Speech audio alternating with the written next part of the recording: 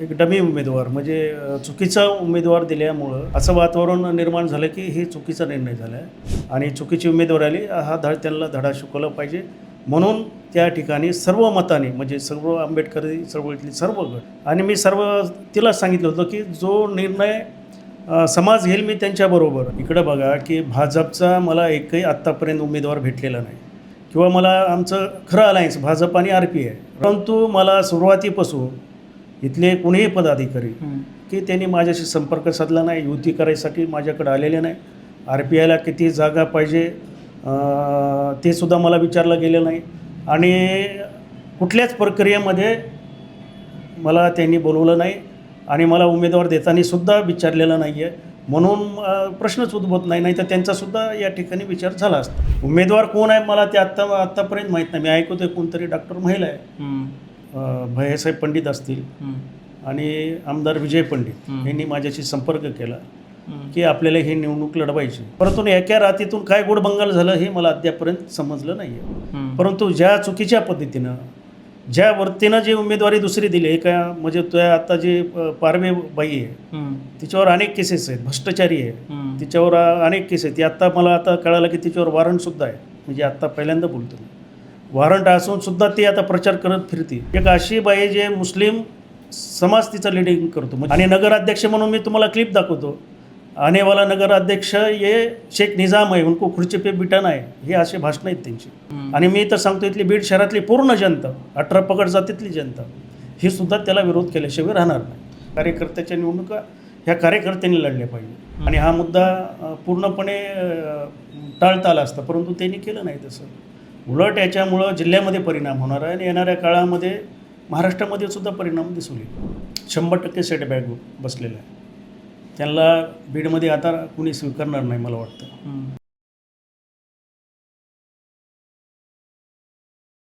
गावच्या आवडीमध्ये आधी कोकण नंतर पश्चिम महाराष्ट्र कव्हर केल्यानंतर मी आता बीड जिल्ह्यात आलो आहे. बीड जिल्ह्यातल्या नगरपालिकेच्या निवडणुकीमध्ये एका नावाची गेल्या काही दिवसांपासून फार चर्चा आहे, ते म्हणजे RPIचे नेते पप्पू कागदे.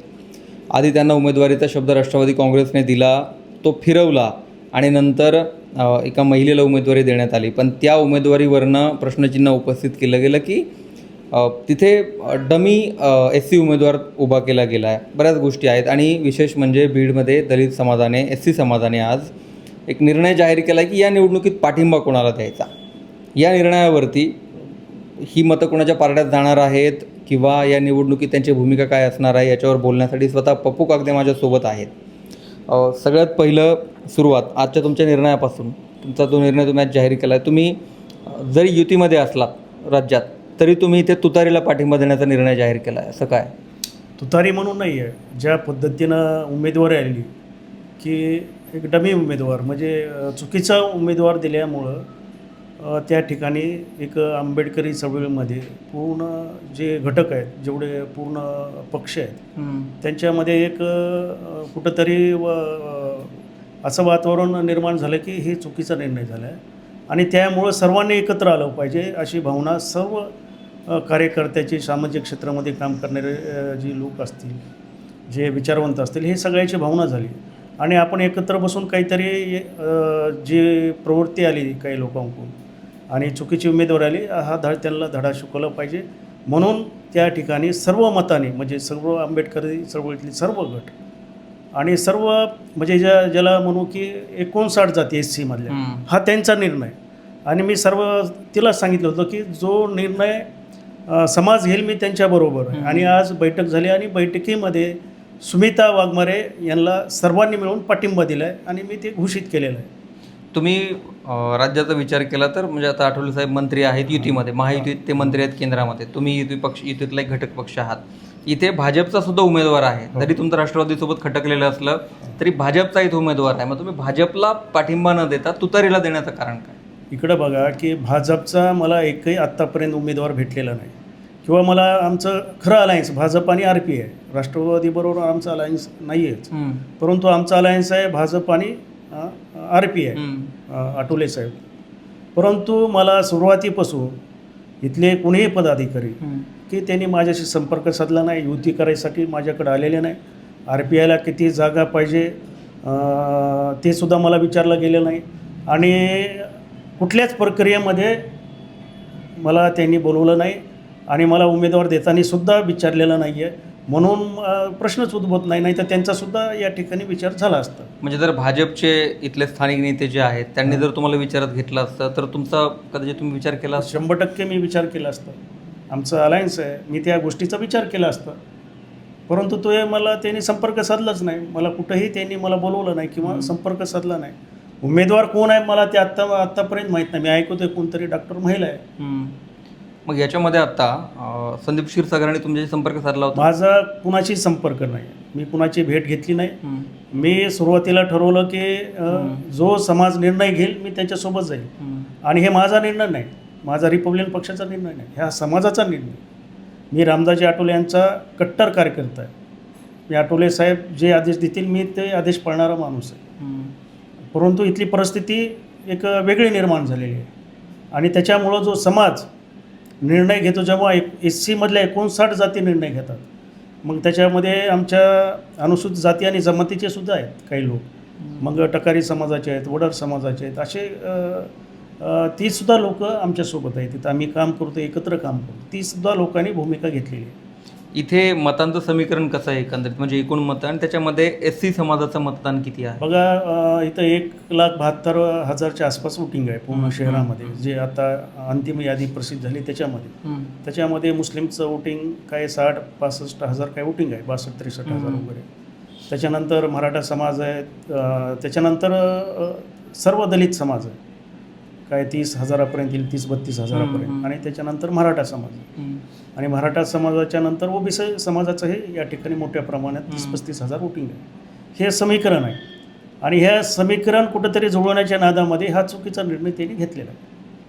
तुम्ही खरं तर उमेदवारी तुम्हालाच मिळणार सुरुवातीपासून इथे बीडमध्ये चर्चा होती, ते शिक्कामोर्तब पण त्याच्यावरती झालं होतं. तुम्हाला उमेदवारी मिळण्याच्या अगोदर काय घडामोडी घडल्या, तुमच्या आपापसात काय चर्चा सुरू होती? मला भैयासाहेब पंडित असतील आणि आमदार विजय पंडित यांनी माझ्याशी संपर्क केला की आपल्याला ही निवडणूक लढवायची. एक तर मी तयारच नव्हतो. ते माझे मित्र विजयसिंह पंडित, आमची चांगली मैत्री आहे, त्याच्यामध्ये त्यांनी आग्रह धरला की नाही तुम्हालाच लढायचं. मग इथं त्यांचं काहीतरी 2 गट निर्माण झाले राष्ट्रवादीमध्ये. मग मला त्यांनी आग्रह केला की आपल्याला अजितदादाचा निरोप आहे आणि कसल्याही परिस्थितीत ही निवडणूक तुम्हाला लढवायची आणि तुम्ही ह्याचा विचार करा. मी मला काही वेळ घेतो आणि मी सांगतो आपल्याला. आणि मग नंतर मी सर्व कार्यकर्त्यांची मतं जाणून घेतली. कार्यकर्त्याला म्हणलं ह्या कार्यकर्त्याच्या निवडणूक आहेत, आपण लढल्या पाहिजे. पण कार्यकर्त्याने आग्रह केला की ही निवडणूक तुमच्या नावाखाली आपण या ठिकाणी शिक्कामोर्तब करू, आपण जिंकू ही निवडणूक आणि सगळ्या कार्यकर्त्याला न्याय मिळेल. मग त्या अनुषंगाने मी तयार झालो आणि मला आमदार विजय पंडित यांनी सुद्धा तयार केलं आणि पुन्हा माझं उमेदवारीसुद्धा त्यांनी जाहीर केली. भैयासाहेब पंडित यांनी एका मोठ्या वर्तमानपत्राला त्यांनी बातमी दिली आणि जाहीर केली. परंतु एका रात्रीतून काय गोडबंगाल झालं हे मला अद्यापर्यंत समजलं नाही आहे. पण याच्यामध्ये तुम्हाला उमेदवारी दिल्यानंतर म्हणजे नाकारल्यानंतर तुमचा एक मुख्य आक्षेप आहे की इथे SCच्या जागेवरती मुस्लिमाला उमेदवारी दिली आहे. तो आक्षेप कसा आहे, काय नाही? इकडं बघा, मला उमेदवारी दिली माझी त्यांनी समजा टाळली किंवा मला नाकारली, मला ह्या गोष्टीला विरोध नाही आहे. चालतं राजकारणामध्ये काय उमेदवारी मिळेल नाही मिळेल ते त्यांच्या पक्षश्रेष्ठीचा तो भाग आहे. परंतु ज्या चुकीच्या पद्धतीनं ज्या वृत्तीनं जी उमेदवारी दुसरी दिली एका म्हणजे त्या आता जे पारवे बाई आहे तिच्यावर अनेक केसेस आहेत, भ्रष्टाचारी आहे तिच्यावर अनेक केस आहेत. ती आत्ता मला आता कळालं की तिच्यावर वॉरंटसुद्धा आहे. म्हणजे आत्ता पहिल्यांदा बोलतो मी, वॉरंट असूनसुद्धा ती आता प्रचार करत फिरते. एक अशी बाई जे मुस्लिम समाज तिचा लिडिंग करतो, म्हणजे मुस्लिमचा तो आमचा शेख मुजीब तोही मित्र आहे, तो लिडिंग करतो आहे. आणि नगराध्यक्ष म्हणून मी तुम्हाला क्लिप दाखवतो, आनेवाला नगराध्यक्ष ये शेख निजाम आहे, उनको खुर्ची पे बिठाना आहे, हे असे भाषणं आहेत त्यांची. म्हणजे तुम्ही त्या मुस्लिम समाजाच्या मिसेसची जे मिसेस आहे तिच्या आईला उभा करता, म्हणजे स्वतःच्या सासूला उभा करता. हे मला वाटतं जगामधला हे पहिला प्रयोग आहे असल्या प्रकारचं. आणि ज्या चुकीच्या पद्धतीनं उमेदवारी दिली त्याचा आम्ही विरोध करतो. एखाद्या SC समाज मातंगाला दिली असती, चर्मकाराला दिली असती, वाल्मिकी समाजाला दिली असती, बौद्ध समाजाला जर दिली असती मला टाळून तरी चाललं असतं. परंतु ज्या चुकीच्या पद्धतीनं उमेदवारी दिली त्या गोष्टीला आम्ही सर्व आंबेडकरी जनता, सर्व बहुजन जनता आणि मी तर सांगतो इथली बीड शहरातली पूर्ण जनता, 18 पगड जातीतली जनता ही सुद्धा त्याला विरोध केल्याशिवाय राहणार नाही. त्यांनी तुम्ही म्हणालात की सासूला उमेदवारी दिली, ते शेख हां. मुजीर कुंद्रे आहेत त्यांच्या, मग त्यांच्या पत्नीला का नाही उमेदवारी दिली त्यांनी? त्यांच्या पत्नीला मला वाटतं काहीतरी अपत्य आहे, 4 का 5 अपत्य आहेत हम्म. आणि त्याच्यामुळं त्यांना उमेदवारी देण्यात आलेली नाही. म्हणजे ते ह्याच्यात बसत नव्हतं. या जिल्ह्यामध्ये अजितदादांच्या पक्षाची म्हणजे या घटनेमुळे त्यांच्याविषयी एक नकारात्मक संदेश 100% एक तर आमचा हक्क मारतायत, एसीच्या जागेवर दुसऱ्याला उभा करतायत. पुन्हा विषय येतो महार वतन जमिनीचा विषय येतो. हा सुद्धा विषय आलेला आहे. कुठंतरी पूर्णपणे अजितदादा इथं पूर्णपणे आंबेडकरी चळवळीचा या ठिकाणी आवाज बंद करण्यासाठी असं वाटतं की आता शंका निर्माण होते की त्याच्यासाठी आले की काय पालकमंत्री म्हणून. विजयराजे तुमचे चांगले मित्र आहेत, हो. तुम्हीच म्हणालात, आणि तुमची मैत्री परिचित पण आहे जिल्ह्याला. हो. मग ह्या घटनेनंतर किंवा हा निर्णय बदलल्यानंतर खात्री ते बोलणं की असं का केलं माझं होतं? त्याच्यानंतर काही बोलणं झालेलं नाही त्यांनी आहे. संपर्क साधला? संपर्क साधायचा त्यांनी प्रयत्न केलेला आहे. मी संपर्कचा त्यांनी कुठलाही काही प्रयत्न केलेला नाही.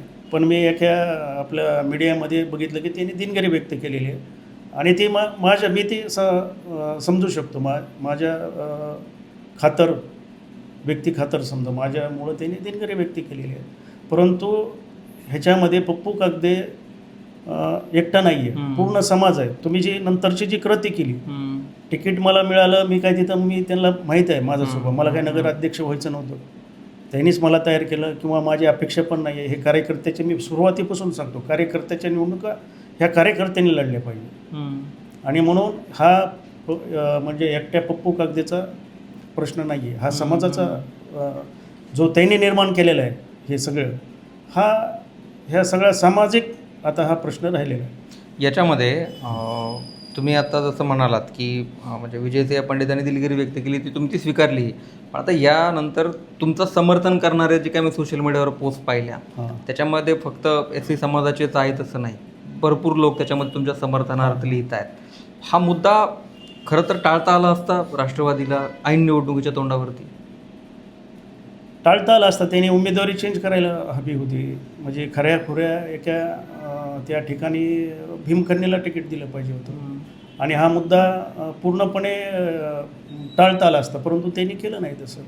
उलट याच्यामुळं जिल्ह्यामध्ये परिणाम होणार आहे आणि येणाऱ्या काळामध्ये महाराष्ट्रामध्ये सुद्धा परिणाम दिसून येईल. विजयसिंह पंडित हे गेवराईचे आमदार आहेत, पण ते बीडमध्ये त्यांचं नेतृत्व आणखी सक्षम करू बघतायत. त्यात योगेश क्षीरसागरांसोबतही त्यांची फाईट होती, आता त्यांना स्पर्धक राहिलेलं नाही आहे. त्या सगळ्या गोष्टी करताना कुठेतरी हा एक सेटबॅक बसला आहे. 100% सेटबॅक बसलेला आहे. त्यांना बीडमध्ये आता कुणी स्वीकारणार नाही मला वाटतं. इथला जो मतदार आहे फार जागृत मतदार आहे. बीड शहरातला सगळे सुज्ञ लोक आहेत, सगळे म्हणजे कर्मचारी वर्ग फार मोठा आहे, इथं प्राध्यापक वर्ग फार मोठा आहे, डॉक्टर्स वर्ग मोठा आहे. म्हणजे हे सगळे विचार करणारी मंडळी. म्हणजे अशा ह्याला भीक घालणार नाही. तुम्ही अचानक येताल आणि काही पण लागताल, ही काही इथं राजेशाही चालत नाही आहे, इथं लोकशाही चालते.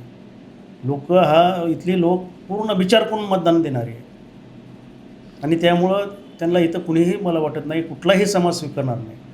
ही जी आज तुम्ही भूमिका घेतली इथल्या नगर परिषदेसाठी, ती तुमची झिडपी आणि पंचायत समितीला पण काय पूर्ण हे जिल्हा परिषद पंचायत समितीला हीच भूमिका राहणार आहे. राष्ट्रवादीच्या विरोधात? विरोधात राहणार आहे. तिथंही आम्ही घडी फोडणार. तर पप्पू कागदे यांनी त्यांची जी भूमिका आहे ती बोलून दाखवली. आज खरं तर त्यांची बैठक झाली शहरातल्या सर्व पदाधिकारी, कार्यकर्त्या, समर्थकांची, आणि त्यात त्यांनी अजितदादांच्या पक्षाविरोधात भूमिका जाहीर केली आहे. तुतारीला त्यांनी त्यांचा पाठिंबा जाहीर केला आहे, पण भाजपला का पाठिंबा जाहीर केला नाही त्याचं सुद्धा स्पष्टीकरण त्यांनी दिलेलं आहे. तुमचंही मत जरूर लिहा. व्हिडिओ पुढे शेअर करायला विसरू नका. पुन्हा भेटू नव्या व्हिडिओ.